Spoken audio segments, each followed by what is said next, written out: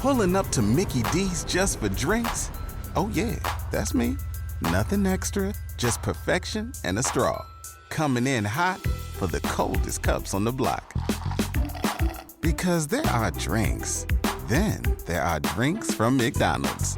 Ever combine an ice-cold frozen Coke with piping hot fries? Try frozen drinks any size for $1.49. Prices and participation may vary. Cannot be combined with any other offer. Ba-da-ba-ba-ba. Are you ready, kids? Get your parents' permission, check your mailbox, and grab your shopping cart. It's time for the Adventures in Collecting podcast. I'm Eric. And I'm Dave. Welcome to Adventures in Collecting, where we talk toy news, culture, and hauls, along with our journeys as collectors. Hello, everybody, and welcome back to Adventures in Collecting. Hi.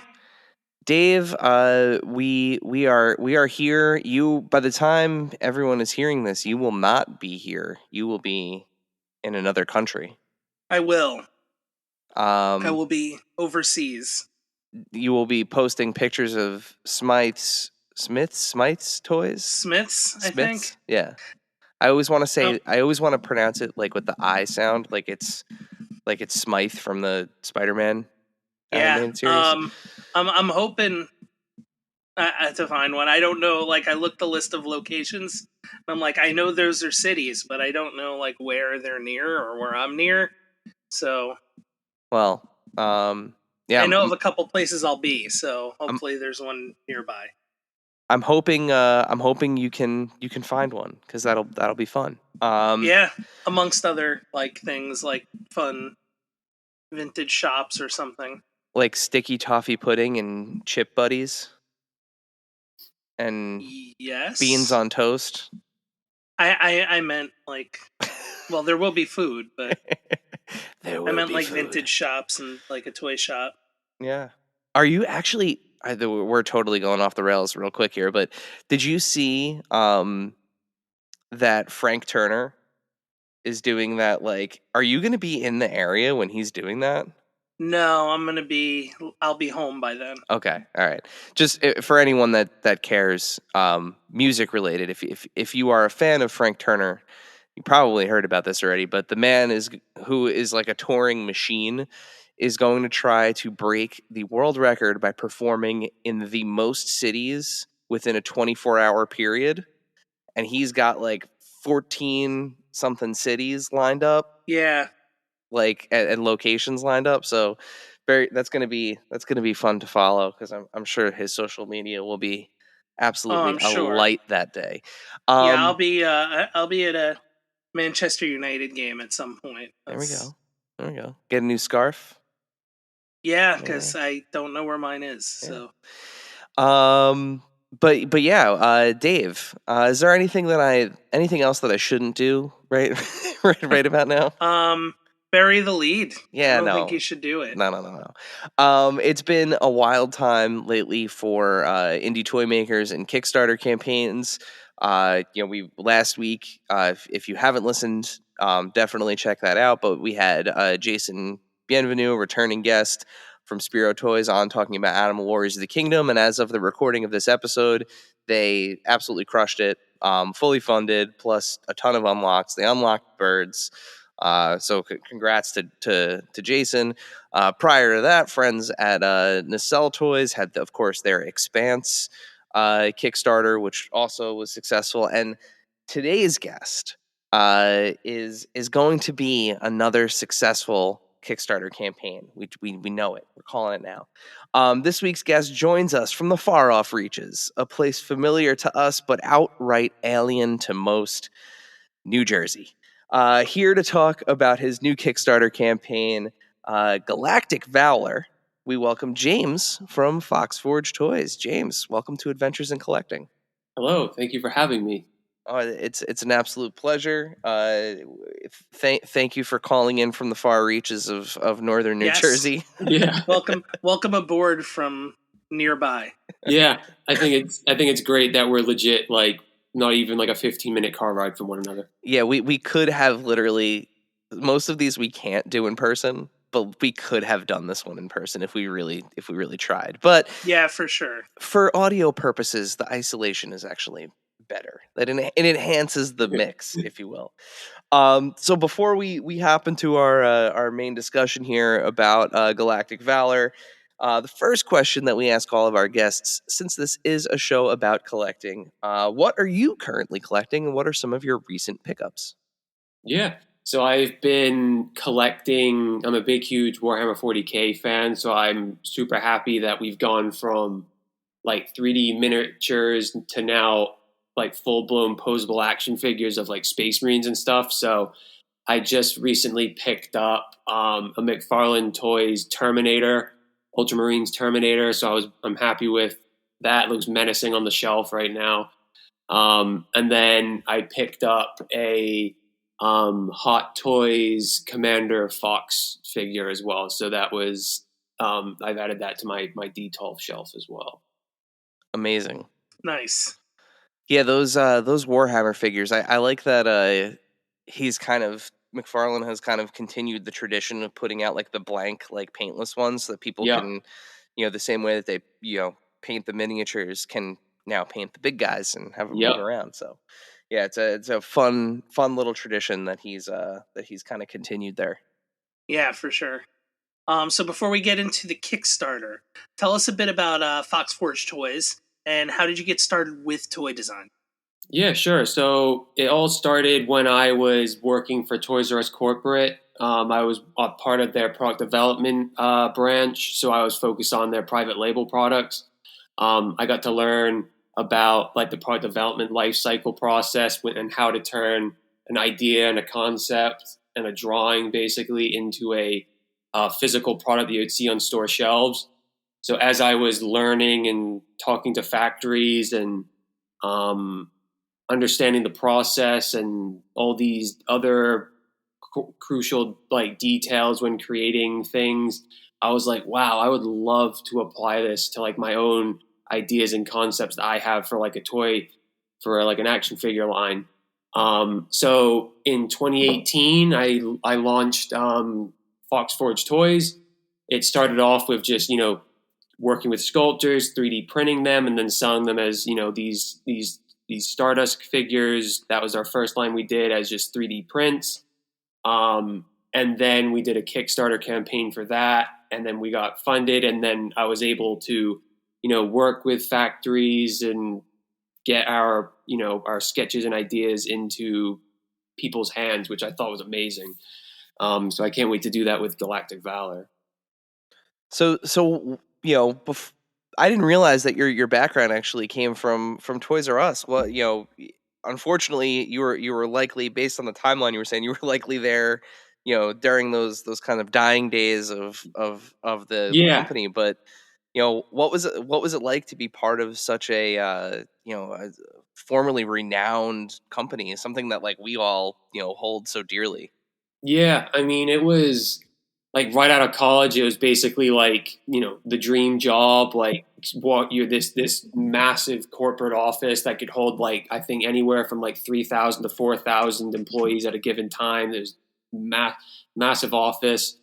And it was, just crazy. There was just toys all in the hallway. It was basically, like what you would imagine, Santa's workshop to be, with like all of these cubicles filled with, Jeffrey the Giraffes, like all these like prototypes and paint samples and factory samples from overseas. Countless meetings going on, massive statues of like minions from Despicable Me and, Batman and Superman in the grand auditorium where the CEO would give his updates to people. It was crazy working there. If Toys R Us didn't take the projection that it was doing, I'd still be working there. That would have been a forever job for me.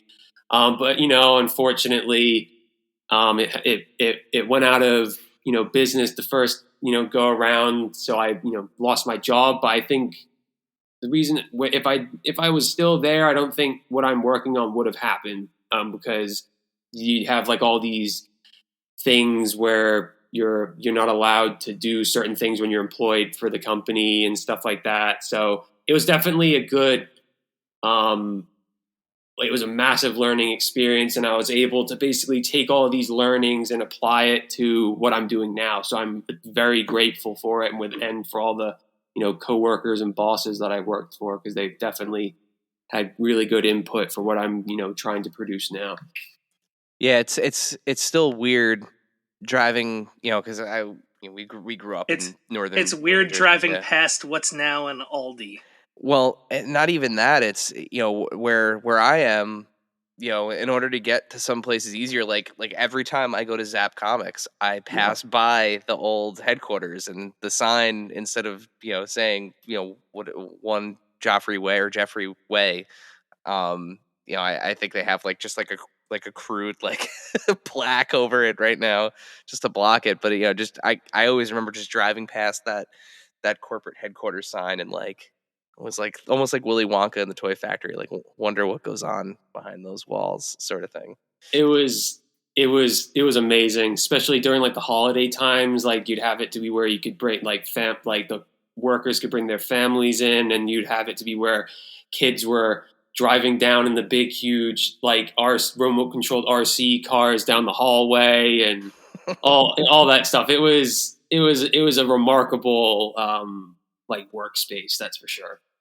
Oh, really cool. Glad you were able to take, That's cool. Take the lemons and make lemonade, as it were. So let's talk a little bit about Galactic Valor. What's the story behind the line? Yeah, so in terms of the lore and stuff. Yeah. Mm-hmm. So in terms of the lore, it's a sci-fi themed line. I love sci-fi, so I wanted to continue with that. So basically, it's set in the far future, and it's set in a system called the Corthic system, and there's all these different planets in this system, and each one is inhabited by different alien races.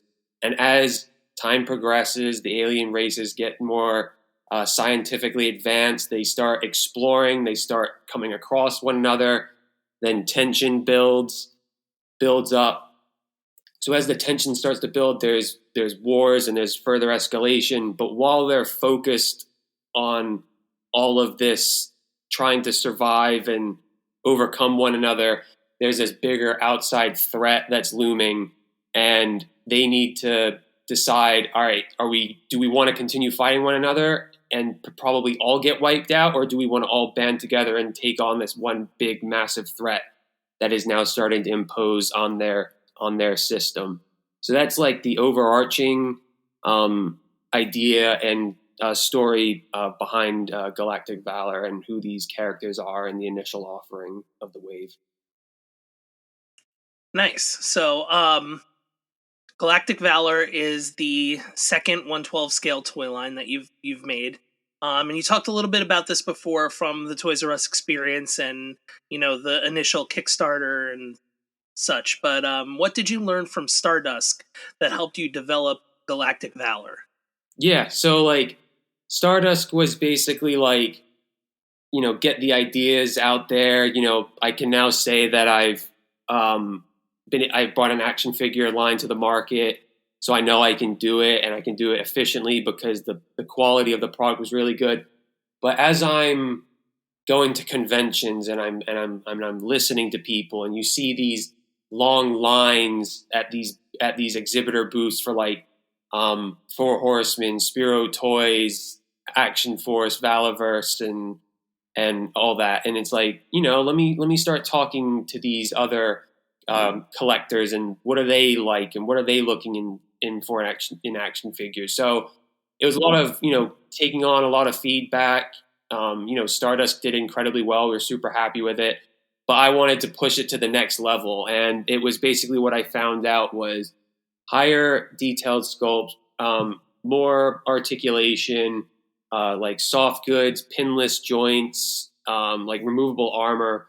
And that's all stuff that I kind of learned, and I was like, oh, let me incorporate that into this new line. So Galactic Valor is basically all that stuff molded into one, and presented as it is in the Kickstarter campaign.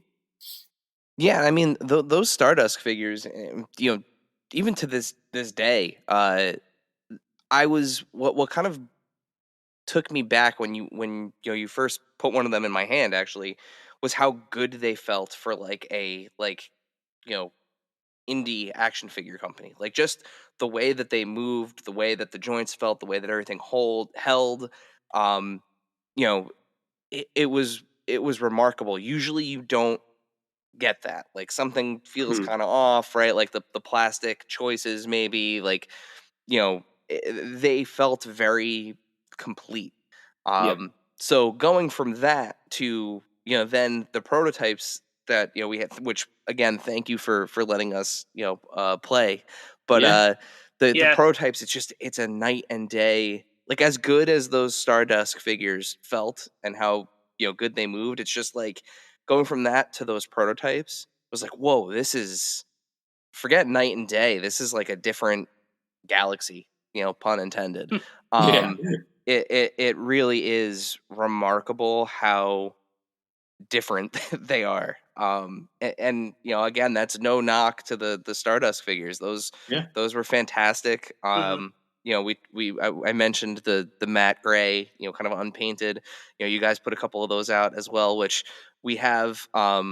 We have something cooking with one of the ones that you gave us. We have a friend who's an artist that is going to Ooh. do a one of one paint on that, we're gonna run it as a giveaway. So Oh, that would be awesome. Can't wait to see that. stay tuned for that. But yeah, it's very interesting to see how you've taken the feedback and applied it to these new figures.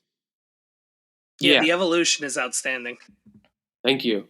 Yeah, it's definitely, yeah, as you said, a lot of listening, feedback. Yeah, Stardust was, and is like a retro themed line, and I kind of wanted to do something more realistic and what the market is afterwards with the current trends in it. So, um, I feel like with what's being offered right now, I think I'm pretty happy with it. Are there a couple few as the Kickstarter is progressing? Are there a couple few little changes I would like to do? Absolutely.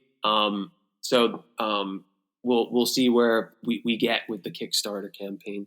Well, you mentioned changes, and you actually just recently announced one, right? The boots, the Yeah. So optional like boots for the figures. one of the big call outs was is like, and we weren't, aware of it, going into the Kickstarter because we attended it and we showed it off at Legions Con. We got great feedback from there. So we applied that over the course of a couple months. But then it's like, like molds or to make figures are just so expensive, and, mold reuse is definitely a big, thing when it comes to making, action figures. Like that was a big thing that we had to do in Toys R Us, and you hear it from like every other indie toy maker or big company as well. But it was just like, all right, let's make these alien figures. Let's try and make them as different as possible. But one of the callouts we got was, oh, the feet are the same across the board, and I'm like, oh yeah, I totally get that. I totally understand. And it was one of them, I guess, points that was consistently brought up. So I was like, oh, let's bring in. We'll do a free complimentary upgrade to where we'll include an extra pair of boots that come with the figures, so you can have that added extra customization option with the figures. And that seems to have been taken on really well. So we're excited to see that. Yeah, and you mentioned this earlier, but both of these of the lines that you've worked on so far, the Stardust and now Galactic Valor, have both been firmly rooted in that science fiction genre. Um, what draws you to that genre? What made you want to make figures in this space? Yeah, I mean, like, I think well, one is just like I'm a big, huge, sci-fi nerd. I, grew up loving, Warhammer 40K, Star Wars, Star Trek, Halo, Mass Effect. So it was like I kind of want to do something retro as well as realistic. Um, So like that's the reason why I decided to stick with the theme. But if as time develops and the company continues rolling forward, I would love to do like historical like type figures as well, like Romans and Greeks and stuff like that. Like that would be super fun as well. But that was the reason. But sci-fi is kind of like it. That's where it hits home for me personally. Yeah, and it's one of those things where, and I said this too about the Stardust figures going back, that like kind of space marine sci-fi market is big, and there isn't really a whole lot there in the world of toys, representing that. You have basically what Jazzwares is out there doing with Halo. Halo, yeah. And for the most part, they focus primarily on the littler figures anyway. That they do have 6-inch or 7-inch ish scale figures, but mostly their bread and butter is that 4-inch scale for those figures for the most part. Yeah, because NECA really didn't get involved in like when they were doing the Kenner retros of doing like everybody from Aliens. Yeah, no, they only did a few. And then really, Four Horsemen has one or two. It's always hard to keep track of with them, but they have the Cosmic Legions now. But I think there is like a gap there, especially with how much people love, like you said, like those IPs, like the Halos and the Mass Effects of the world. In terms of that like corner of sci-fi, it's a really interesting zone to operate in. Yep. And two, the name you picked, like you mentioned, like wanting to do other historical figures. When this works out, you can keep the Valor on the end of it and just change the beginning. Yeah. Roman Valor. Oh yeah, that's a good idea. I like that. Like Viking Valor. You could you just pick a different time period, a different space, Valor on the end of it, and then that's your brand right there, man. Yeah. That is a very good idea. And now, a word from our sponsors. This segment is brought to you by our friends at Chubsy Wubsy Toys. A traditional mom-and-pop toy store in Little Falls, New Jersey, Chubsy Wubsy Toys brings you the best new toys from the brands you love without the hassle of pounding the pavement searching for them at larger retail stores. Visit them in person at their brand new home at 101 Newark Pompton Turnpike, Suite 1 in Little Falls, New Jersey, or online at chubsywubsy.com. That's CHUBZYWUBZZY.com. And tell them Adventures in Collecting sent you.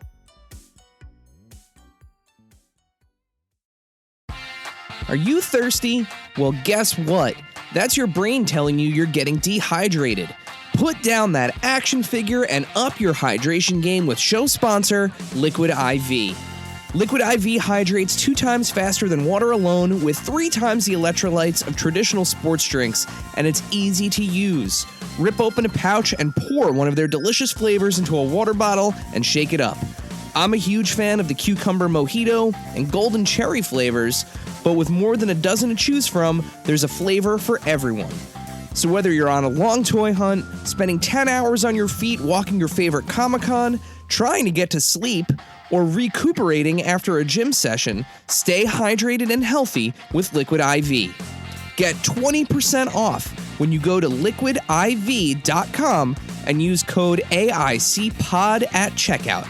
That's 20% off anything you order when you shop Better Hydration today using promo code AICPOD at liquidiv.com.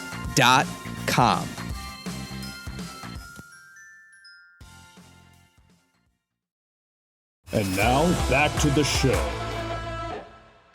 So, what makes Galactic Valor stand out from other sci-fi inspired lines on the market, like especially some of the ones that we just talked about, whether it's kind of that mainstream or even the indie toys?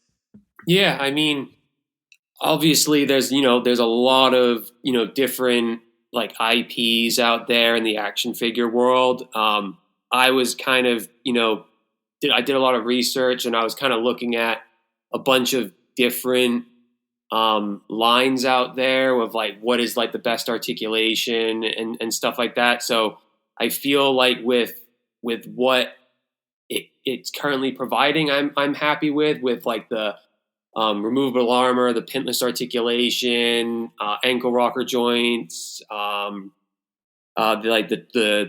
torso hinge and stuff like that. I feel like it's all areas, and the butterfly joints and the shoulders. Like I feel like those are all areas that make a really good figure. So I would like to utilize that for Galactic Valor. I feel like when it comes to like the removing armor and popping, swapping like the heads, the hands, and the feet out and the armor out, it allows for like a great wealth of customization options to where you, the collector, could have like your own unique like figurine of that line.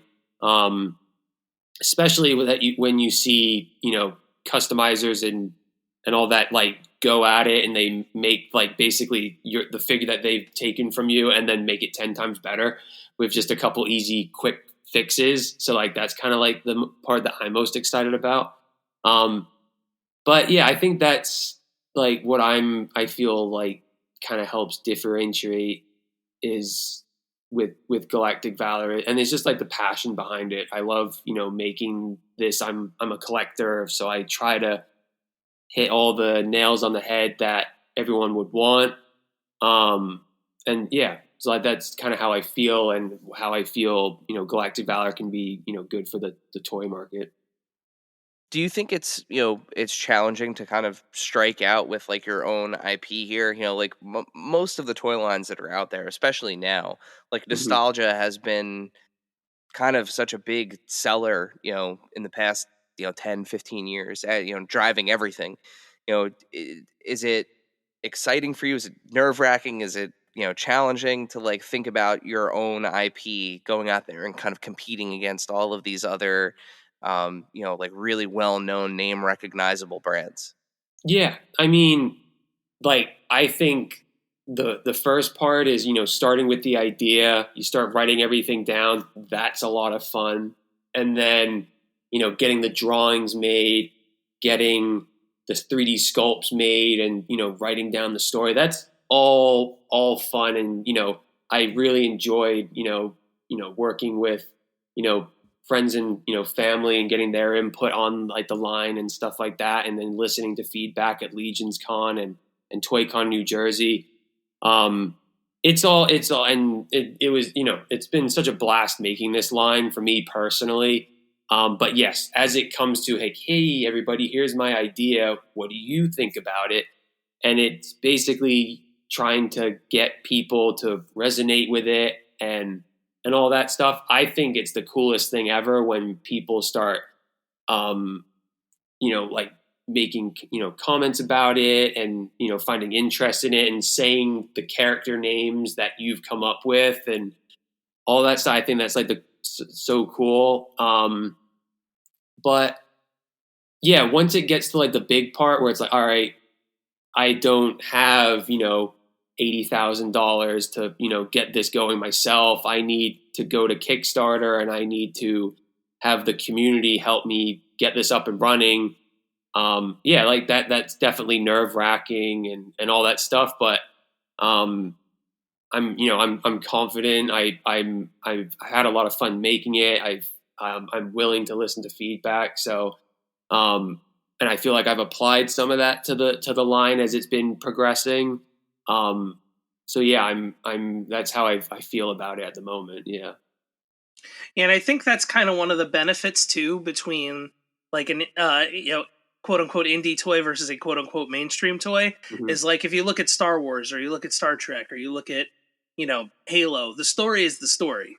Right? Like there is a distinct Star Wars movie that these characters are from, or there is a distinct Halo game that these characters are from, or Warhammer, or whatever the case may be. And yeah, you're playing along or you're watching along and you're seeing it unfold.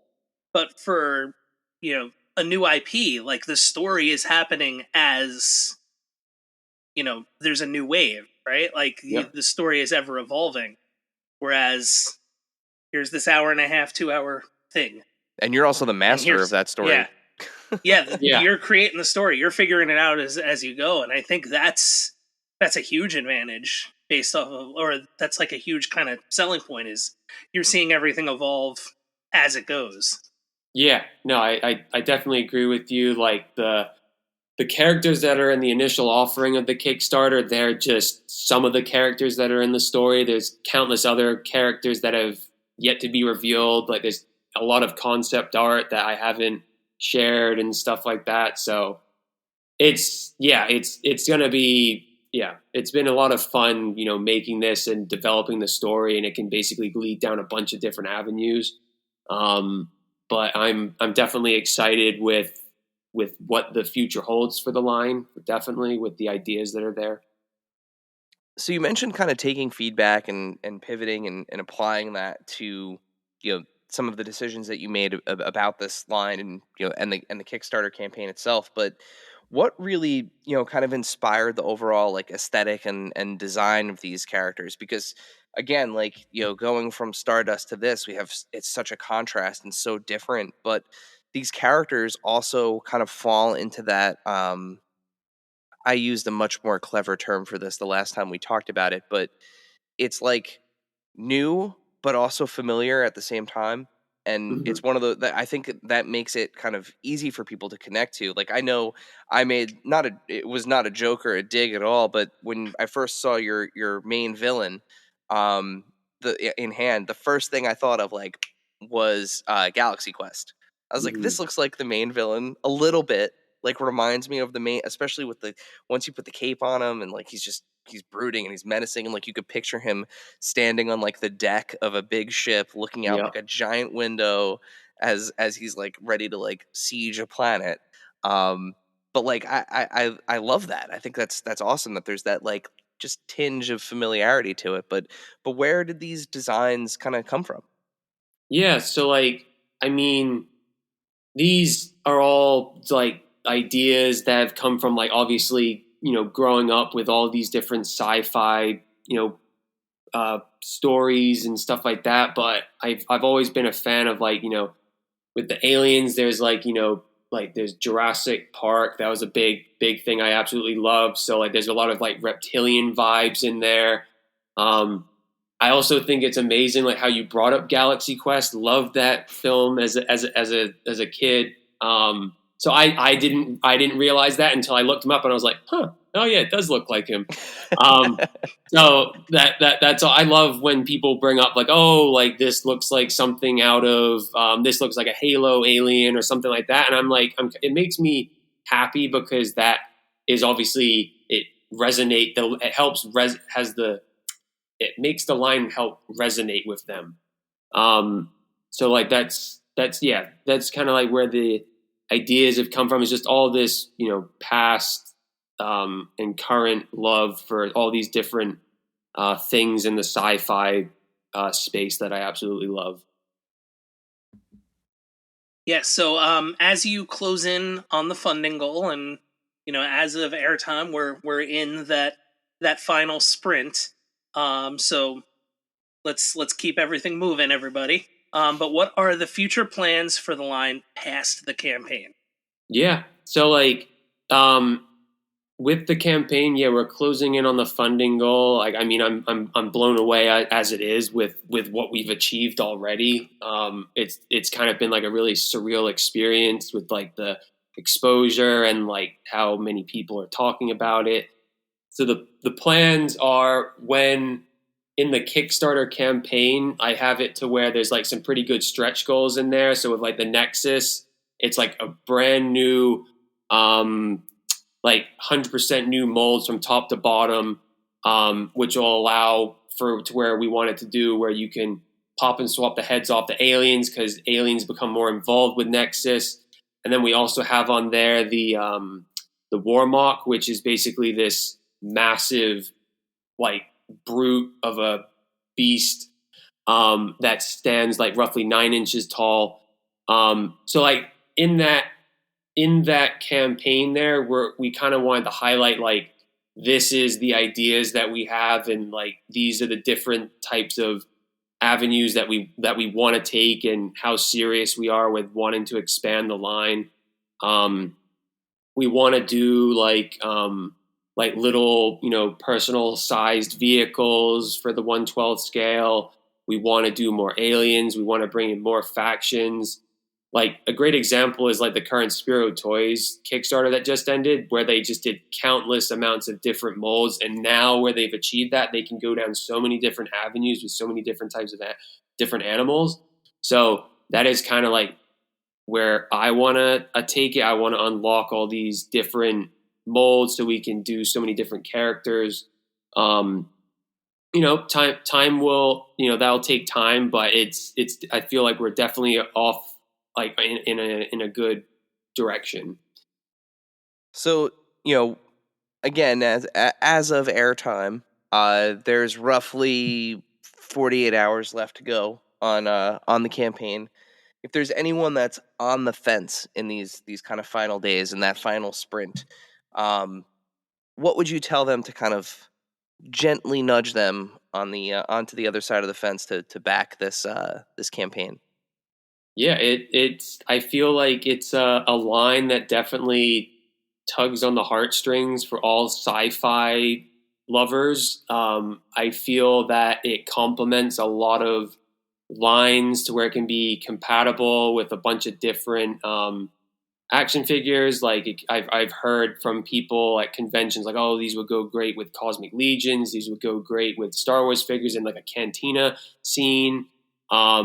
It sounds like, from what I'm hearing, that it could be a multi-use. It could be used across a bunch of different action figure lines. Another thing is like we're also offering exclusive pricing on the Kickstarter. This is it's the cheapest place where you can get these figures. And then like another thing is like it's just a lot of passion and like this love and has been put into this line. It's coming from a collector that likes to that has like a bunch of action figures, that enjoys the hobby. So that's what I would say. And then we're just, we're super transparent. We're always listening to feedback. We like providing updates to everybody so we can share the journey with you. I think seeing the factory make the stuff is like really awesome. So I'll be sharing all of that as time goes on. So that would be what I would say if you're on the fence in the last 48 hours. I think it would be a very fun journey if you were to join us on it. And I can confirm, having had the chance to kind of play with the prototypes, they do fit in with quite a lot. I enjoyed shooting them with G.I. Joe Classified. Like they looked really great with like the bats and like and the Mindbender and stuff like that. They fit right in. But also, definitely Marvel Legends. So, any of your cosmic themed Marvel Legends can bump into some aliens out there. But yeah, they are, firsthand, they're amazing. They were a lot of fun to play with, like half glued together. So I can't imagine how much fun they actually are when I don't have to put sticky tack on them to make their hands stay. That was the first time I have ever had the opportunity to like shoot with prototypes like that, which was two things. We didn't actually get to like fully like debrief on this, but like terrifying because I was like, oh my god, don't break, oh my god, don't break, oh my god, and then like something would fall off and be like, oh my god, I broke it, it's done forever. James is never gonna speak to me again. And then I'm like shaking and looking at that sheet like, oh, is that supposed to move? I don't think that part was supposed to move. But no, like even like glued together prototypes, they still like you could see the detail, the care. When I tried to get it to come across in photos, and it's really one of those things that I think you kind of have to see them in person to pick up. But like the textures and like the details that you have on the bodies, like on those reptilian bodies, it's fantastic. Shouts to your painter too, who painted those things. Oh my god, they were gorgeous. Yeah, I'll quickly do a shout out to everybody involved because they deserve it. So the sculptor that helped take my drawings and turning them into a sculpt is Rafael Fernandez. He's been amazing to work with. And then The painter that we worked with was Nikki Nicole Customs, who's done, she does great work for, she did Savage Crucible. I think she's done a couple Mythic Legions figures custom wise. But yeah, she's been a pleasure to work with. And then C. Jessam and his wife for Tigron Soft Cape. And then with the photographs, we were able to work with Trevor 1/6 Shooter, and then Jared, aka Sir Dork. Yeah, awesome, absolutely stellar, awesome group of people. They say it takes an army. And it takes a village, takes an army, takes a village. One of those things. It takes one of those things. Group of people. But yeah, no, it's really exciting watching this come together, and wish you nothing but the best, man. I mean, and it's it's that common thing where everybody's like, the thing everybody says is, oh, it's like such a great time to be, a wrestling toy collector, because there's so many companies doing that, whether it's mainstream or indie. But like sci-fi, I think, is kind of like that low key, quiet, like, oh no, it's really also a good time to be, quite a time to be a sci-fi toy collector too, because you do have the Star Wars and the Halos and all those going around. But like, if you think about it, like Animal Warriors of the Kingdom, Galactic Valor, Cosmic Legions, like there's a lot going on in that indie space too. So it's, I would say, just as good of a time to be a sci-fi collector as well. Yeah, I agree. And especially with projects like this, like collectors have a chance to be involved directly. So this is your chance to get involved in making something else successful. So if you like sci-fi toys, this is your time. Boy, do we have a good one for you. So before we let you go, and we give one more round of just kind of plugs, we do have a tradition here on Adventures in Collecting. So Dave, would you like to fulfill your role as this podcast's James Lipton and ask our final question? Why, yes, I would. The final question that we ask all of our guests: what is your favorite and/or strangest piece in your collection? It can be one of each, or it can be both. So, yes, I was having a look through what I have, and I was like, those are pretty strange, but also up there as one of my favorites.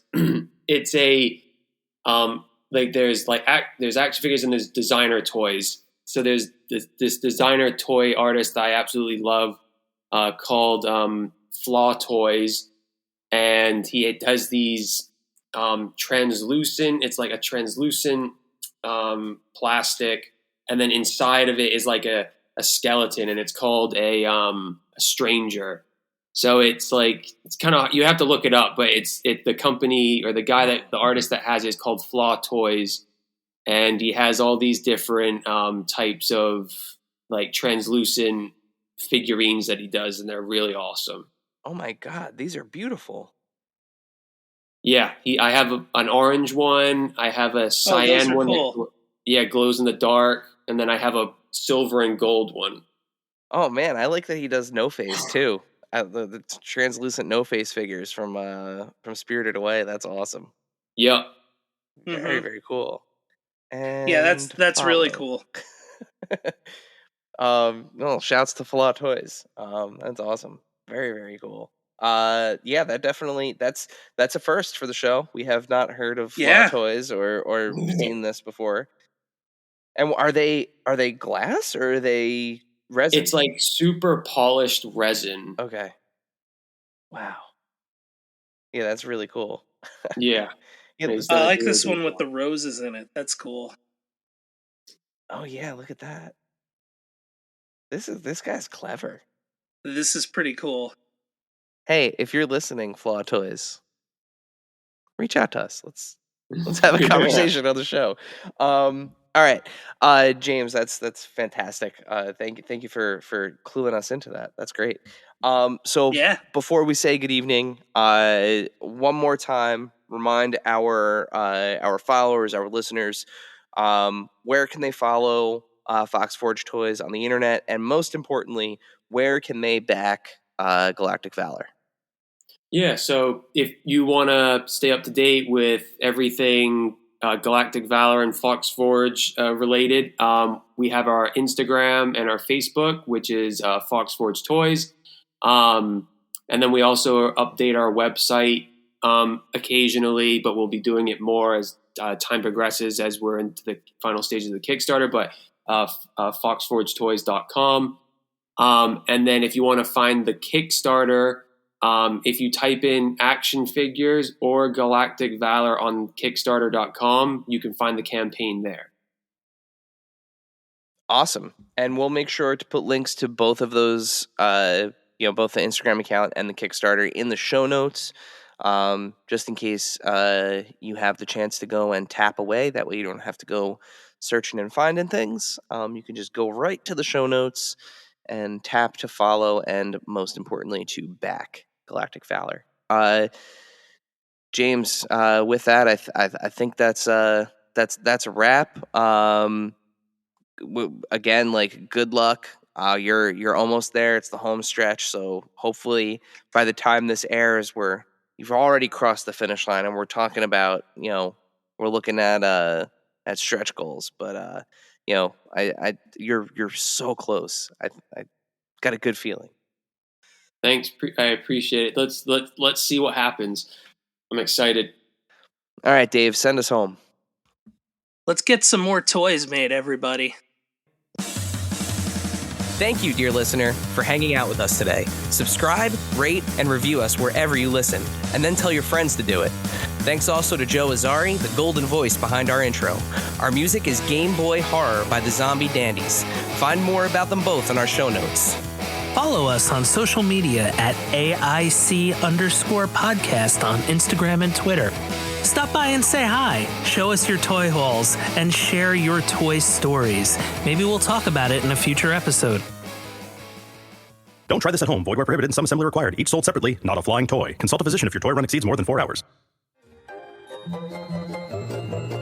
This has been a non-productive media presentation. Executive producer Frank Hablawi. This program and many others like it on the Non-Productive Network is distributed under a Creative Commons Attribution Non-Commercial No Derivatives license. Please share it, but ask before trying to change it or sell it. For more information, visit non-productive.com.